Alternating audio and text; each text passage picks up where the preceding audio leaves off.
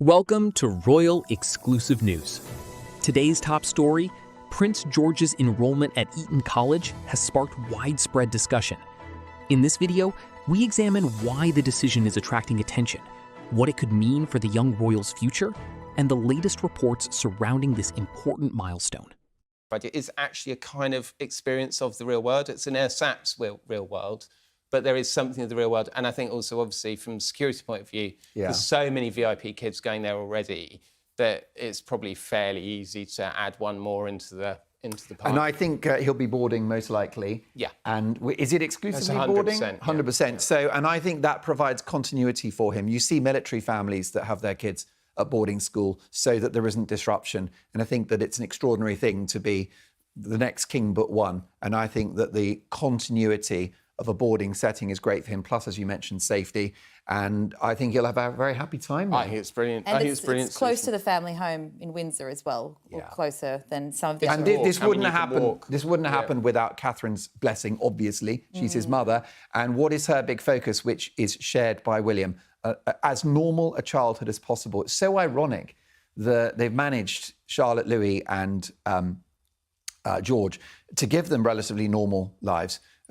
Unlike the Sussexes, who have actually publicised their kids to a far greater extent, turning them into these mystical celebrities. But I think they've done a great job with their three, William and Catherine. We only see them very rarely, even though they're very high-profile occasions. You just get the official portraits on the birthday, that's about it. And they're left alone. They have their summer holidays. They have all... What do we hear about them? We hear nothing. Exactly. Yeah. We will move on now to Tom, a very intriguing piece from you, actually, speaking of your Substack from earlier. So Andrew, you've written, played a bit of a role of a puppet master when it came to his daughters, Beatrice and Eugenie's attendance at Peter Phillips's wedding recently. Now, of course, a lot of the senior...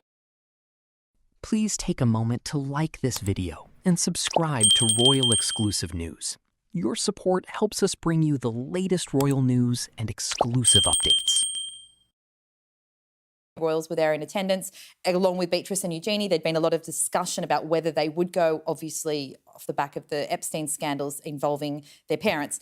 Now, they have been laying low, but you've written that Andrew had he was choreographing this entrance into the wedding. Can you tell me a little bit about that? Yeah, it was so weird because about a week before, I started to hear from people who knew them that they were really thinking twice about whether to go and indeed whether they would go to Ascot this week. Now, we don't know, but I'm told that they're going to go tomorrow.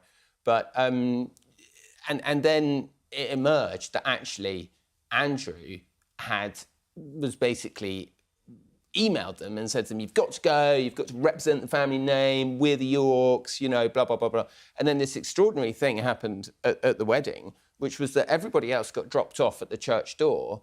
They got dropped off at a house in the village owned by a friend of Peter and Harriet's and walked, the sort of gruesome foursome, walked down the street to the church so they could be photographed the whole time.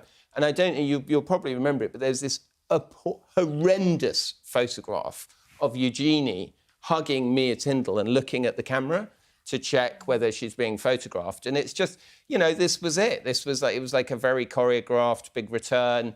And Andrew apparently ranting and raving in Marsh Farm, saying that his staff still have to call him Sir and Duke of York, and that he will continue until the last drop of royal blood is sucked from his veins. It's a very visual statement, isn't it? I do want to talk about the titles thing in just a moment, but before we get onto that, what I find fascinating about this is there's a lot of conflicting reports about the state of the relationship between the princesses and their parents, but particularly Andrew. You know, it was very widely reported last year that Eugenie in particular was not speaking to her father. So this sort of flips that on its head. What are your thoughts on Prince George's enrollment at Eton College? Share your opinion in the comments below. If you enjoyed this update, please like, subscribe, and turn on notifications so you never miss our latest royal news.